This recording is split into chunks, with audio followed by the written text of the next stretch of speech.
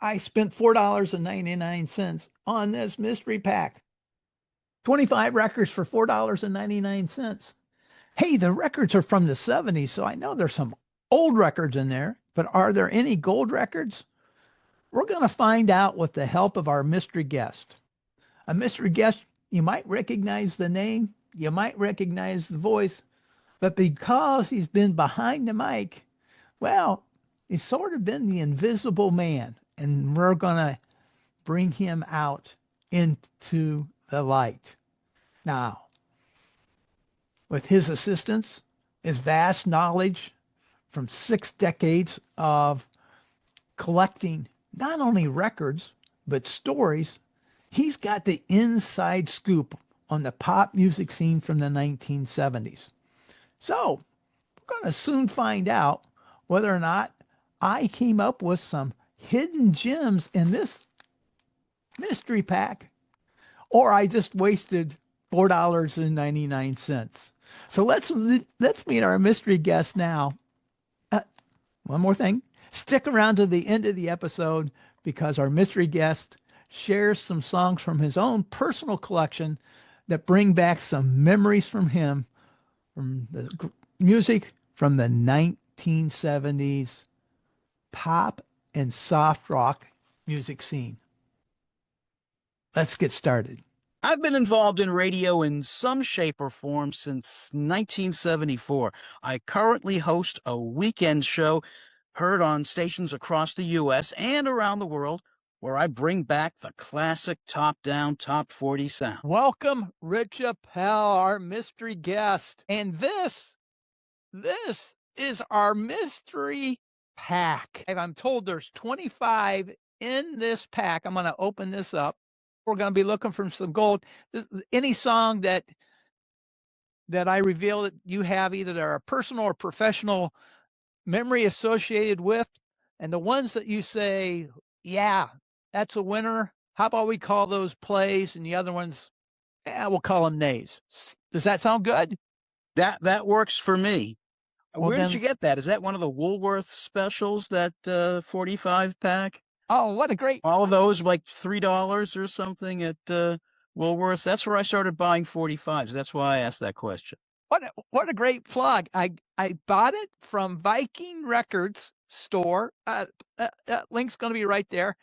My buddy Vic and his wife Wendy own it, and he puts together these mystery packs, and I paid $4.99. $4.99 for 25 records, and the very first one we have here, oh boy, I recognize this one. This is off the Goldie's 45 record label. Oh, a re-release, okay. That on one side it's I'll Be Loving You, on the other side it's My Melody of Love. That's Bobby Vinton.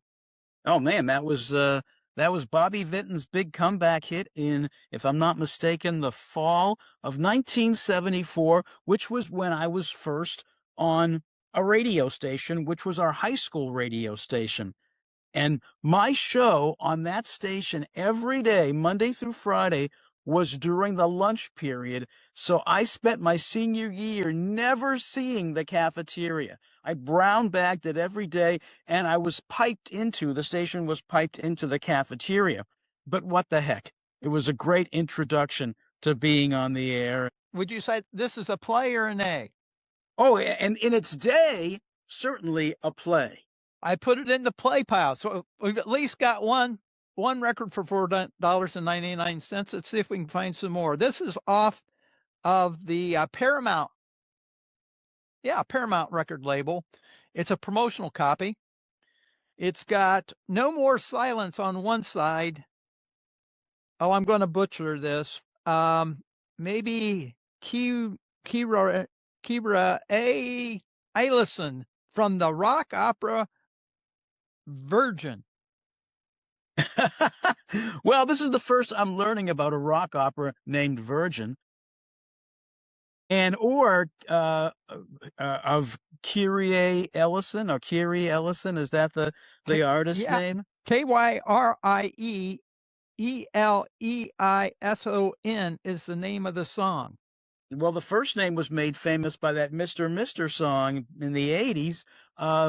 But I can't speak for this one at all. That is I mean, I can't say if it's a nay. I've never heard it, but it's I guess WTF if there's a category for There we that. go. Well, it's going to be in the nay pile. Oh, this is almost a no-brainer. Dunhill is a record label. You can Well, probably I could almost name the act just by knowing that. As I three bet acts come immediately to mind. the writings on the wall is on one side. As soon as I give you the name of the song, you'll know it. It's Pieces of April.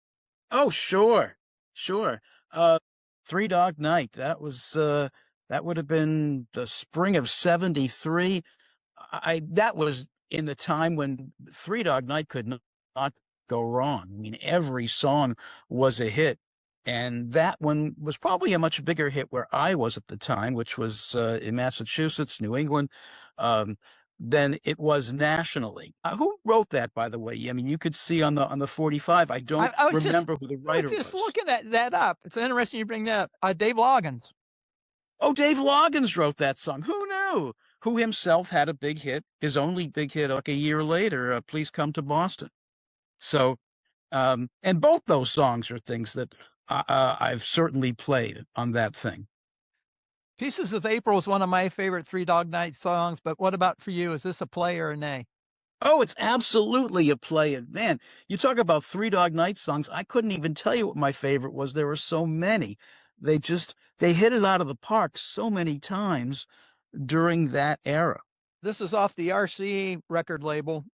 It's Into the Night on both sides, one mono, one stereo, obviously depending on the radio station. Toby Beau, or Boo, Beau, Beau, Into the Hey, Night. that's Beau. Toby Beau. Oh, well, I know the group. I don't know the song. I don't know what year that came out. I'm assuming that was out in the 70s. It may have either preceded or followed Toby Beau's one big hit, which was My Angel Baby There from we the go. summer of '78, which I played on college radio, and which I mean, it was in the box, the 45 box, if anybody wanted to play it, but I was probably the only person to ever play that single because I was the only person on college radio doing a top 40 styled show.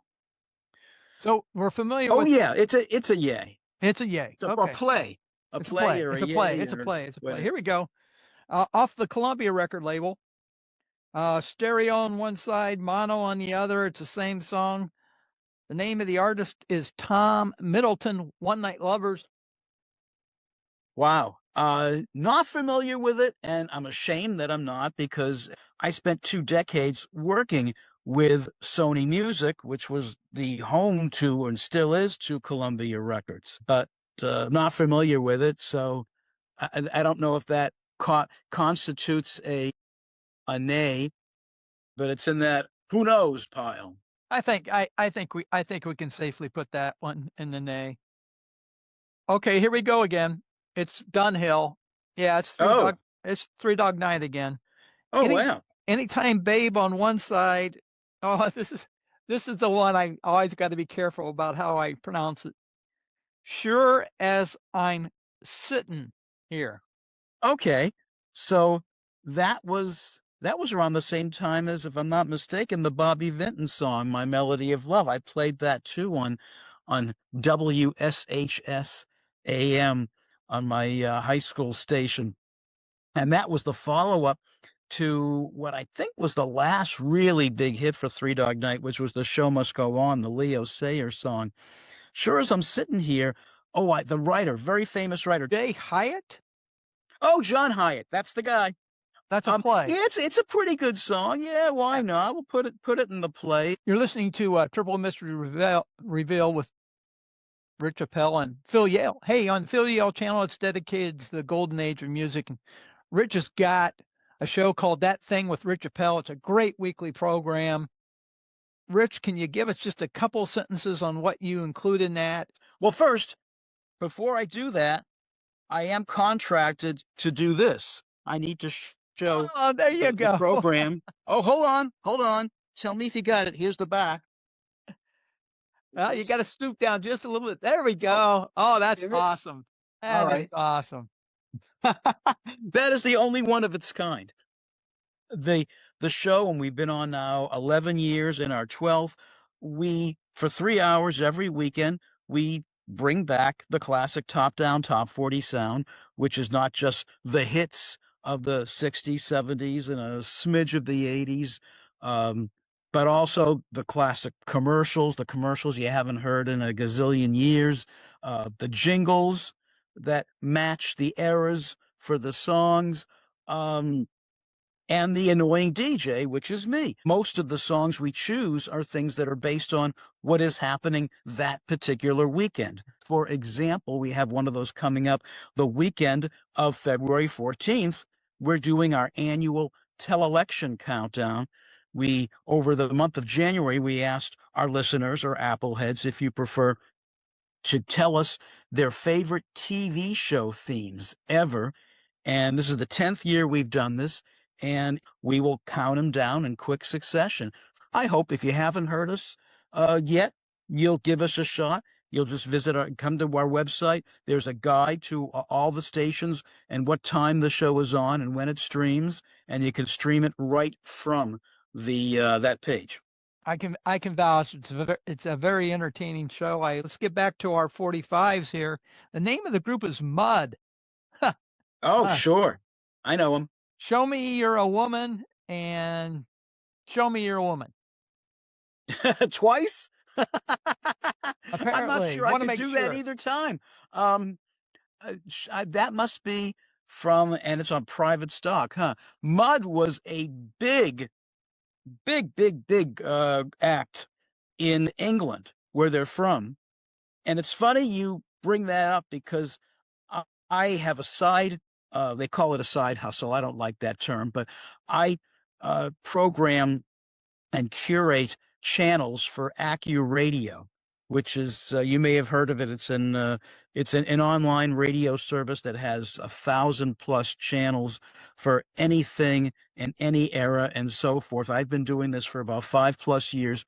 And I mention it because the channel I happen to be working on now is a channel about the British invasion that never happened in the 1970s. Mud was very popular at a time in 73, 74, 75, where that was the glam era, and a lot of big acts in England that had number one or number two or top 10 hits over and over and over for 2 or 3 years just couldn't get started in America. Mud was one of those acts. Their big song was Tiger Feet. Player Day. Yeah. Look, that song I don't know. That I don't recall as being one of their hits. So I guess it's a nay. Yeah, because we got some good ones. Yeah.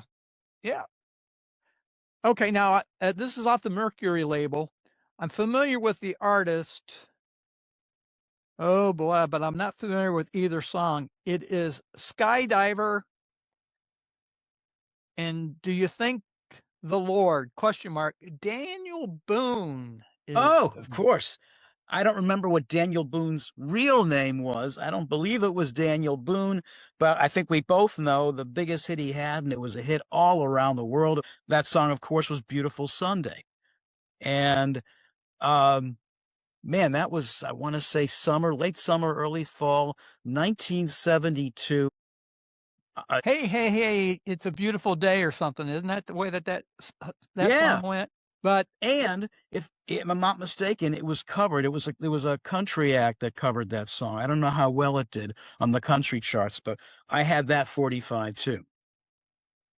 Player. That's a neither, right? That neither one is. So I guess that's a nay. I don't know either of those. We know the artist, but we don't know the track isn't as famous. Yeah.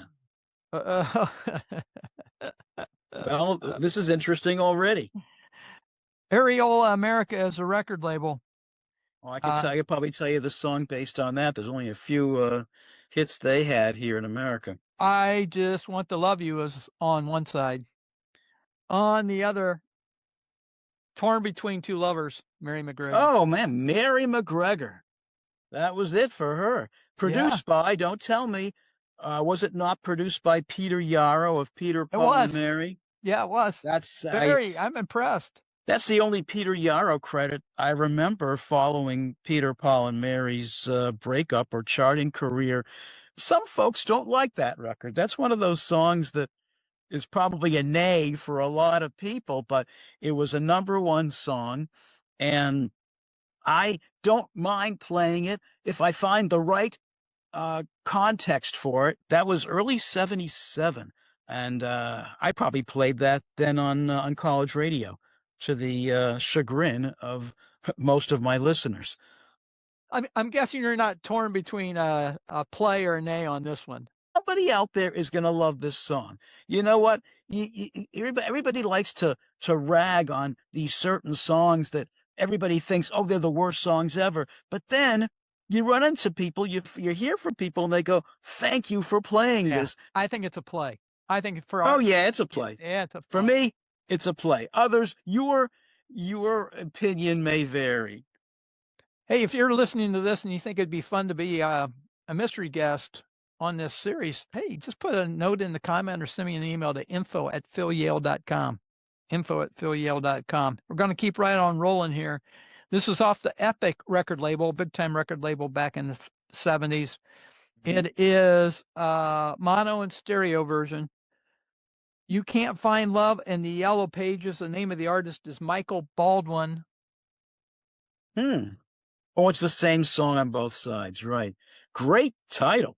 Yeah, it is a great title. What's the year? What's the little year on the? It looks like that song looks like it was out at a time. 75.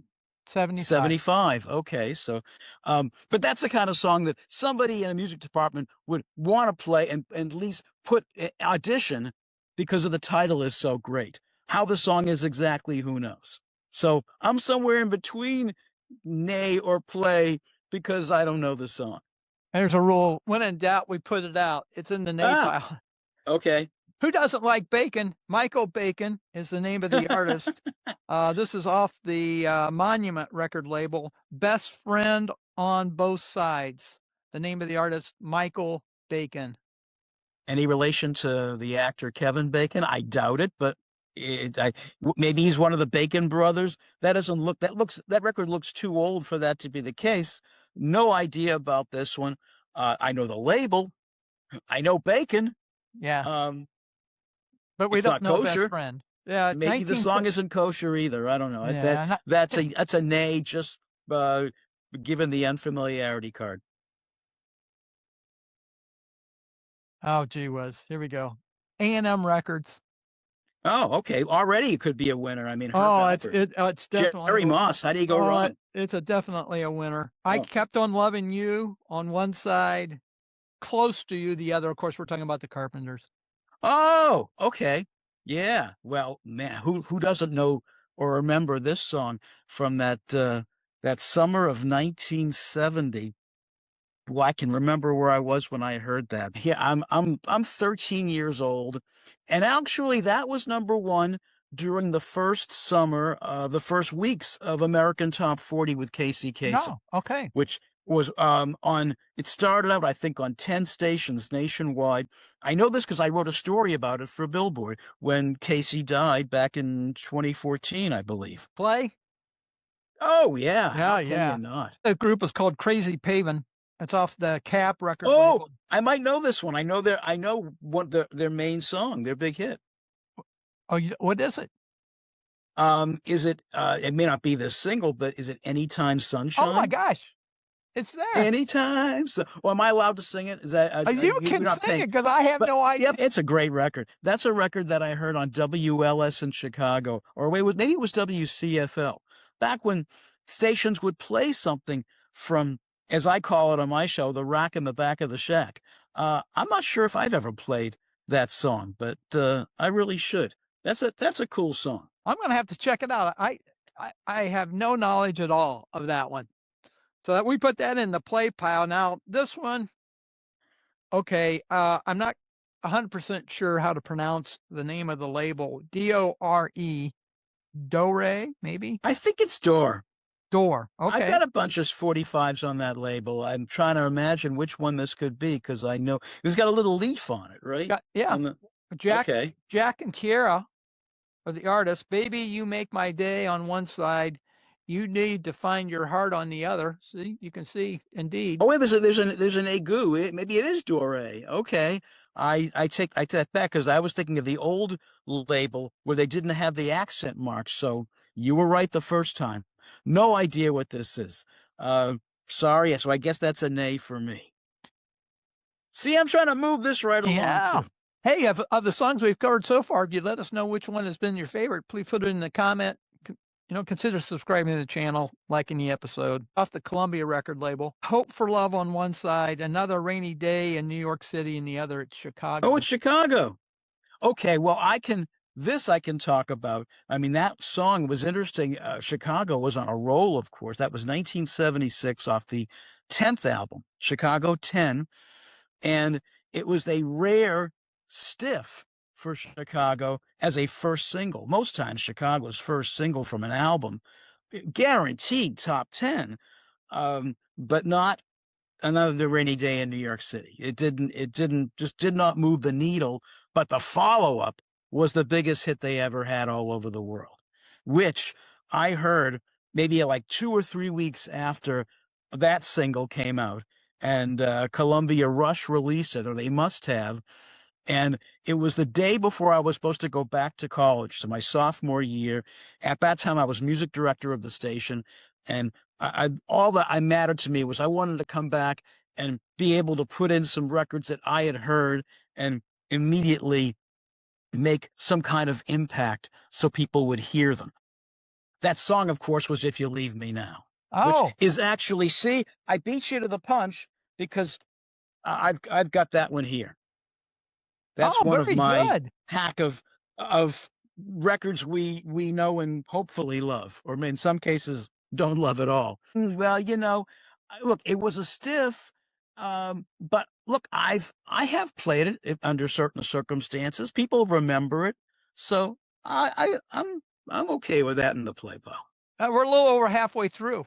We go through our list, and coming up after we go through our 25, we're going to hear about some mystery picks that Rich has. This is off of the EMI America record label. Maybe Tonight is on one side, Because of You on the other, Rocky Burnette. Oh, Rocky Burnette. Now we're getting into the 80s, unless that was a release in 79, perhaps.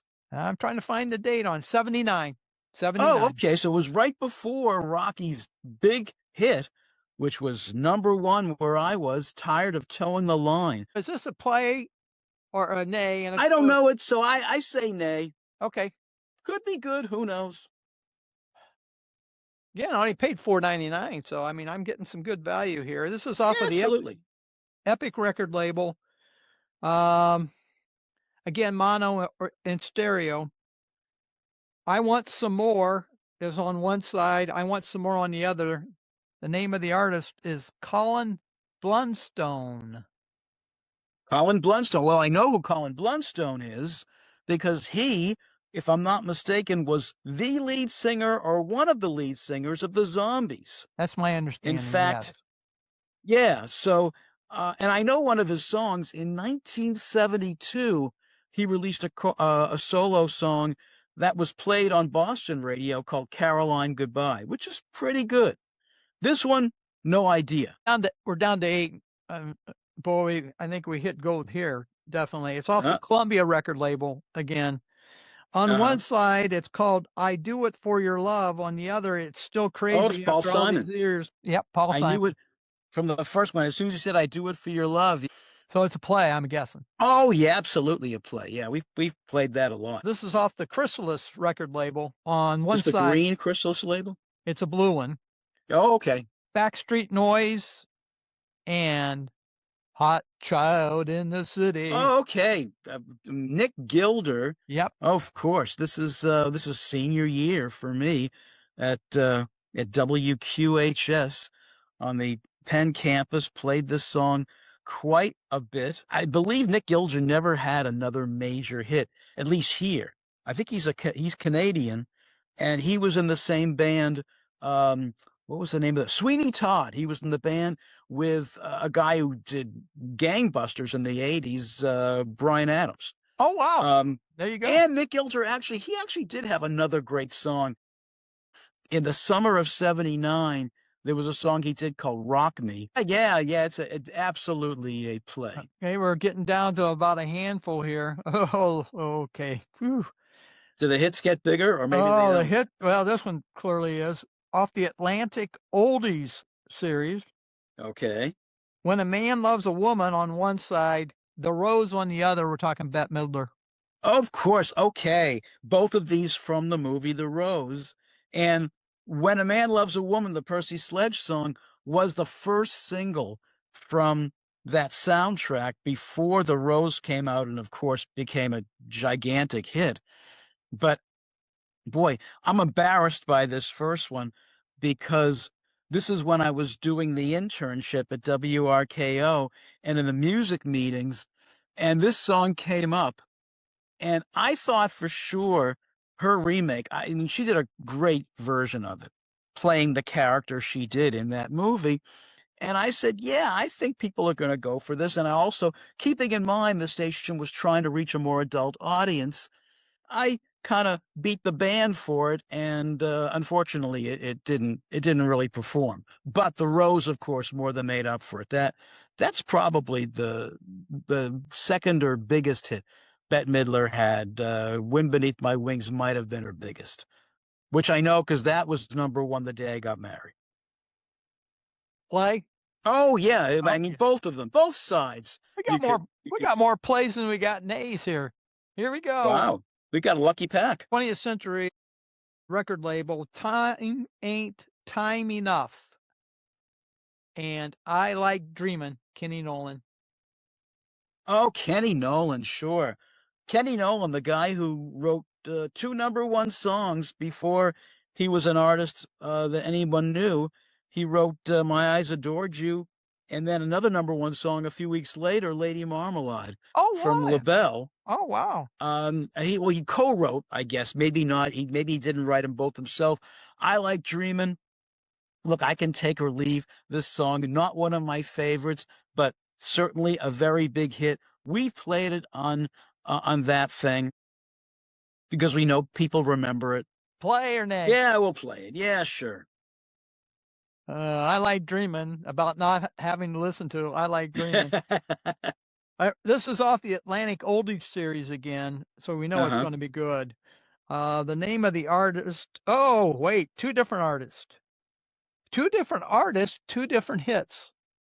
Okay. We have. Maybe were they both one-hit wonders? Maybe. Well, we'll find out. Sunshine by Jonathan Edwards and Good Time Charlie's Got the Blues by Danny O'Keefe. Well, essentially, yeah, they both were one-hit wonders. Interesting because Sunshine by Jonathan Edwards, was that originally on Atlantic? I think it might have been on the Capricorn label. I can't remember. May have been on both. And Sunshine and Jonathan Edwards was based in Boston.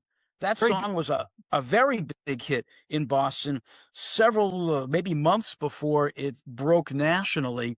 And it's a great song. Danny O'Keefe, All I Know Is Good Time Charlie's, which was later in 72. And I think that was a top 10 hit, and that's the only song I ever knew by him. Not a bad song. So yeah, you get two plays in there, if you ask me. And just to reinforce, according to this, 1971 from Capricorn Records. You are correct. Oh, look at that. Okay. Boy, man, the depth of knowledge that you have is unbelievable. Okay, we're down to three. Perhaps the most colorful of the record labels that we're going to have. Oh, yeah. Kama Sutra is a record label. That narrows it down right there. Born Poor and the Rapper. The Jaggerz from Pittsburgh, Pennsylvania, where the song was a hit in 1969 as opposed to 1970 because they jumped on it so early. That's a fun song. For many reasons, probably a inappropriate lyrically song these days. But it's fun. It's a play for me. We put it on the show at least once a year, I'm guessing. And of course the one of the members, Donnie Iris. Yeah. I forgot about the Donnie Iris connection because he was he the lead singer, or he was in the band. And yet, of course, he had those hits in the early 80s with Aaliyah and My Girl and Love Is Like a Rock, and we've played all those too. My girlfriend and I have seen him a couple of times. Okay, we're Oh, down man. we're down to 2. We're down to 2. Here we Okay. go. Off of EMI. This night won't last forever. Oh, I know it. I know it already. I just can't say no to you. Okay, who's the artist then? Well, This Night Won't Last Forever. It's, well, there's 2 different versions, but I think this is the Michael Johnson version that was the big hit. You got me. Michael Johnson. Absolutely. I know this night won't last. Don't make me sing it. This was Michael Johnson. That was his second hit, actually. He had an even bigger hit. That was from 79. The year before, in the summer of 78, he had Bluer Than Blue, both big adult contemporary, easy listening songs. Well, you might call it easy listening. I don't know if I would call it easy listening. Okay, it wasn't easy for you, but look, I didn't mind either record. But I liked the original version of This Night Won't Last Forever better. It was released a few months earlier. Warner released a version by a guy named Bill LaBounty, who I don't believe ever had a hit. And I don't even know if that version charted. But when this one came out, it was name recognition for Michael Johnson's. Play or nay? Oh yeah, play it, sure. By the way, I played that too. The Bounty is given songwriting credit on the record label. Oh, so he wrote it. I didn't realize that. Drum roll. We're now number 25 of 25, and coming up after this, I'm going to show on the screen a list of those that were plays. I would have had a drum roll sound effect ready if I knew. Well, we're low budget here with the Phil Yale channel. Off the Columbia record label, Some Folks' Lives Roll Easy. Oh, I should know the other side from that. That sounds very familiar. But I don't. 50 ways. I will. 50 Ways to Leave Your Lover. It's Paul Simon. Oh, wait, you got that one twice then. Did we? We had that earlier. So you got 50 ways. That's 100 ways to leave your lover. What else could they add to all of those? No, that was still crazy after all these years. Oh, that was still crazy. Oh, I didn't realize that was the other single. I only got 50 I was referring ways. to 50 Ways the first time. For $4.99, we got cheated. You stumped me. Interesting how the hits, a lot of the hits came at the bottom of the pile. So let's take just a real quick count here. I'm not going to go off all the names, but just for value, we got 7, 9, 11, 13. Looks like we got 16 out of 25 for $4.99.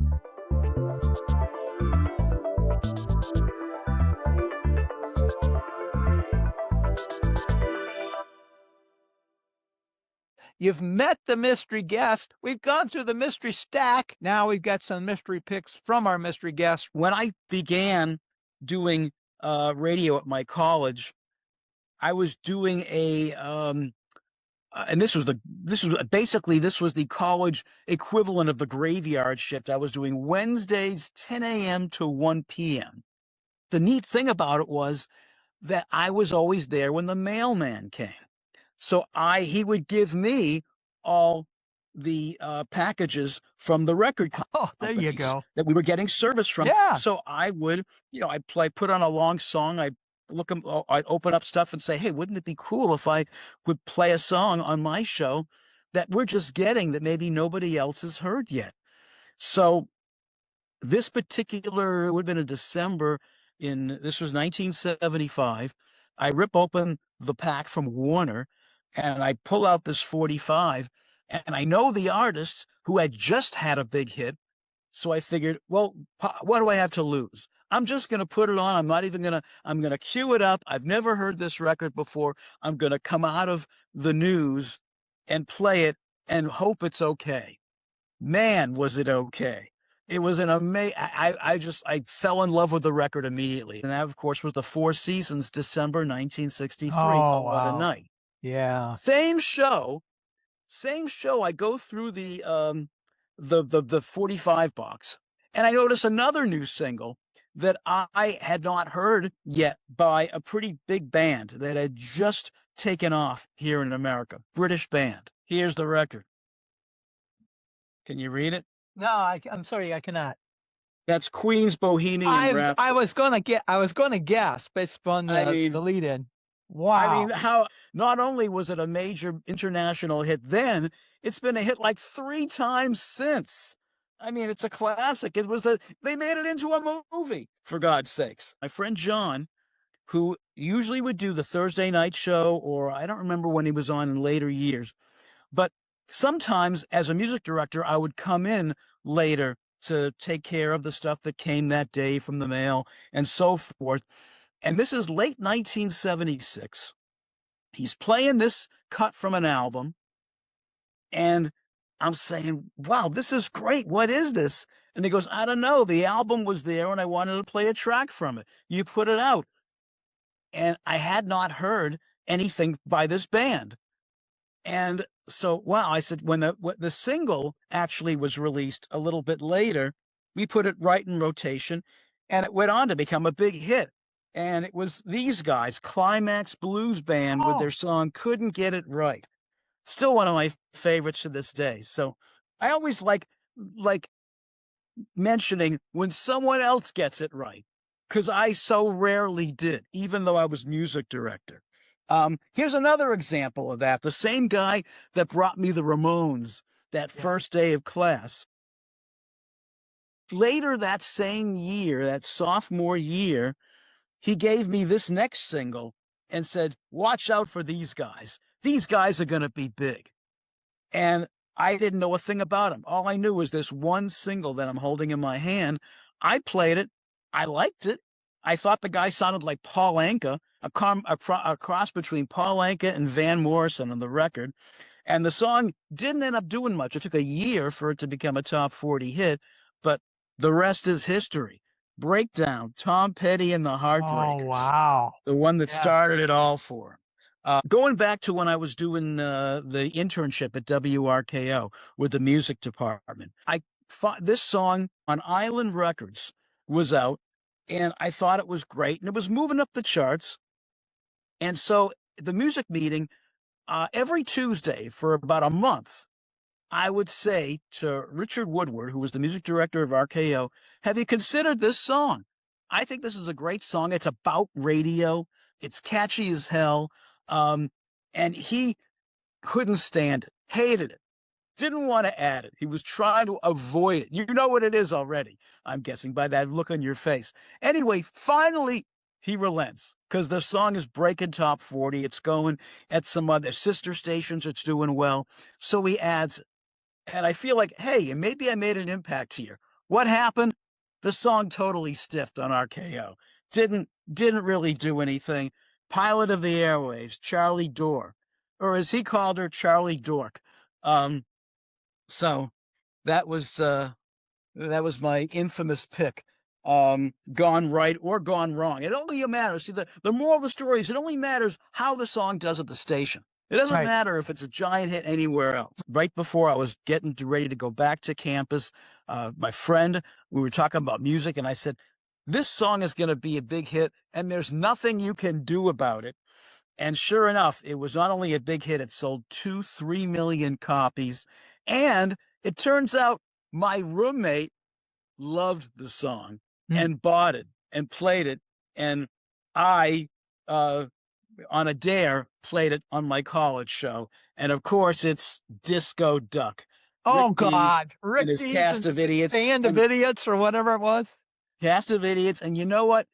Rick's birthday is coming up, and damned if I don't play Disco Duck for Rick's birthday on that thing. That's all I've got. Wow. What insight, what great stories. Rich, really appreciate you coming on board. We're going to have links on how people can follow you. That would be in the video description. Definitely check out his show. Follow him on Facebook, by the way. He's very entertaining on Facebook. Yeah, our Facebook group, we do all kinds of crazy things all week long. We have the Monday music matchup. We give you 2 songs. Just tell us which one you like best, which one wins the matchup. We give you a sneak peek of the following weekend's show. So we give you that thing all week long. Well, you coming on this show is just a reflection of this whole commitment I have to celebrating the golden age of music. You know, it's a soundtrack. It is a soundtrack of our lives. It's more than just it's more than just spinning records. It's sharing the stories and reconnecting us with the moments that we that we cherish about the life back in the 60s and the 70s. Phil, it's not just you and me saying that. That's what the listeners tell me. This is part of the reason that I hear from so many of them, and it is always so nice every weekend to hear from them one way or other, is that they will tell me the same thing, that not only is it the soundtrack of their lives and it brings them back to this happy time, and hearing these songs blasting in their cars with the classic top-down, top 40 sound, but it's an escape. It's a way to get away from the crazy times that we live in. So I'm honored to be part of that. Well, I hope everyone enjoyed the show. If you do both Rich and I a favor. Follow him and like this video. Hit that subscribe button. Check out that t-shirt and join our community. You know, we love to hear the stories. I love the comments. Again, thanks for joining us, Rich. And I'm Phil Yale. Keep the coffee hot, keep the record spinning, and let's keep this conversation flowing. Thanks again for joining us on this episode. Thank you, Phil.